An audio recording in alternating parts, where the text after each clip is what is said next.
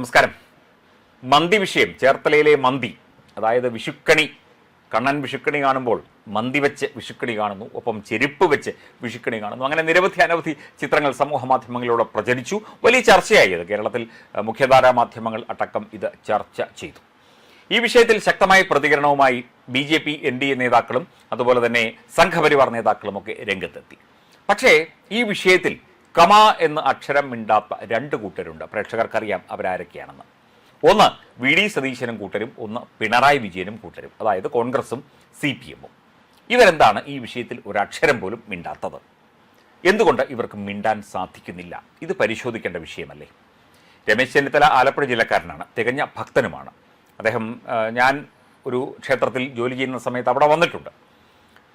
ചേർത്തലയ്ക്കടുത്ത് തന്നെ തുറവൂർ എന്ന ക്ഷേത്രത്തിൽ വന്നിട്ടുണ്ട്. വലിയ ഭക്തനാണ്.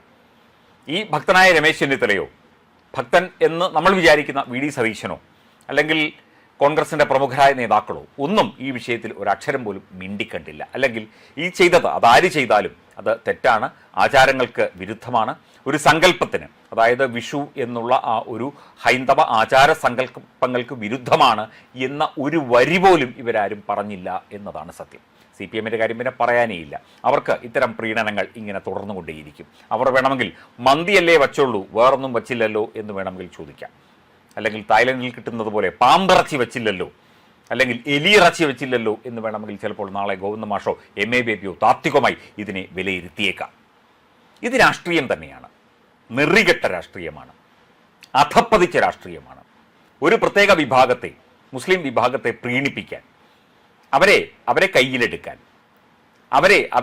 അവരെ പരിപോഷിപ്പിക്കാൻ, അതുപോലെ ഹൈന്ദവ സംസ്കാരങ്ങൾക്കെതിരായ ഇത്തരം ചെയ്തികളെ ഊതിപ്പെരുപ്പിക്കാൻ, ന്യായീകരിക്കാൻ വേണ്ട പ്രോത്സാഹനവും പിന്തുണയും കൊടുക്കാൻ കോൺഗ്രസും കമ്മ്യൂണിസ്റ്റ് പാർട്ടി ഓഫ് ഇന്ത്യ, മാർക്സിസ്റ്റും അവരുടെ ഘടകങ്ങളും ചേർന്ന് ഇത് പ്ലാൻ ചെയ്ത് നടപ്പിലാക്കിയതാണോ എന്ന് പോലും സംശയിക്കേണ്ടിയിരിക്കുന്നു. കാരണം ഇത്തരം വിഷയങ്ങളൊന്നും ഇത് വെറുതെ ആ ഹോട്ടൽ ഉടമ പറഞ്ഞതുപോലെ ഒരു ഗ്രാഫിക് ഡിസൈനർക്ക് പറ്റിയ ഒരു അബദ്ധമൊന്നുമല്ല. എൻ്റെയും സുഹൃത്തുക്കൾ ധാരാളം പേർ ഗ്രാഫിക് ഡിസൈനേഴ്സും എഡിറ്റേഴ്സും ഒക്കെയുണ്ട്. ആരെങ്കിലും വെറുതെ തോന്നിയ വഴി അങ്ങ് ചെയ്യുമോ? ഇല്ല. അവർക്കൊരു ഐഡിയ ഉണ്ട്. ആ ഐഡിയ കൊടുക്കുന്നതിനനുസരിച്ചാണ് അവർ വർക്ക് ചെയ്യുന്നത്. അതാർക്കും അറിയാം. അപ്പം ഇതൊരു വലിയ ഗൂഢ അജണ്ടയുടെ ഭാഗമാണ്. ഇത് മനഃപൂർവ്വം ഹൈന്ദവ സംസ്കാരത്തെയും വിശ്വാസങ്ങളെയും കരിവാരിത്തേക്കാനും അവഹേളിക്കാനും പരിഹസിക്കാനും അവർക്കെതിരെ തിരിയാൻ ആളുകളെ പ്രോത്സാഹിപ്പിക്കാനുമുള്ള ഒരു കരുതിക്കുട്ടിയുള്ള ശ്രമമാണ്. അതുകൊണ്ടാണ് നാഷണൽ ഇൻവെസ്റ്റിഗേഷൻ ഏജൻസി അടക്കമുള്ള ഏജൻസികൾ ഈ വിഷയത്തിലേക്ക് വരുന്നത് തന്നെ. ഇനിയെങ്കിലും ഈ ഒരു വിഷയത്തിൽ VD സതീശനോ, രമേശ് ചെന്നിത്തലയോ, പിണറായി വിജയനോ, MV ഗോവിന്ദ മാഷോ ഒരു വരിയെങ്കിലും ഒന്ന് പറഞ്ഞു കേട്ടാൽ നന്നായിരുന്നു. മാധ്യമങ്ങൾ അവരോട് ചോദിച്ചു എന്ന് നമുക്കറിയില്ല. എന്തൊക്കെയായാലും ശരി, ഇത് തികഞ്ഞ നെറികെട്ട രാഷ്ട്രീയത്തിൻ്റെ രണ്ട് മുഖങ്ങളായിട്ട് CPM-ഉം കോൺഗ്രസും മാറുന്ന കാഴ്ചയാണ് നമ്മൾ കണ്ടുകൊണ്ടിരിക്കുന്നത്. ആരും പ്രതികരിച്ചില്ല, ഇനിയും പ്രതികരിക്കില്ല. ഇവർക്കൊക്കെ പേടിയാണ്, അല്ലെങ്കിൽ ഇവർക്കൊക്കെ വേറെന്തെങ്കിലുമുള്ള അജണ്ടകൾ കാണും, ഗൂഢമായ ലക്ഷ്യങ്ങൾ കാണും, അല്ലെങ്കിൽ നെറികെട്ട പ്രീണന നയം കാണും.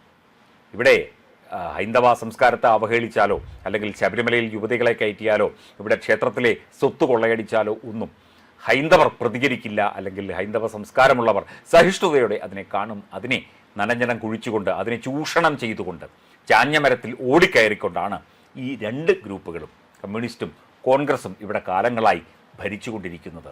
അവർ അത് തുടരുക തന്നെ ചെയ്യും എന്നുള്ളതാണ് നമുക്ക് ഇതിൽ നിന്നൊക്കെ മനസ്സിലാക്കാൻ സാധിക്കുന്നത്.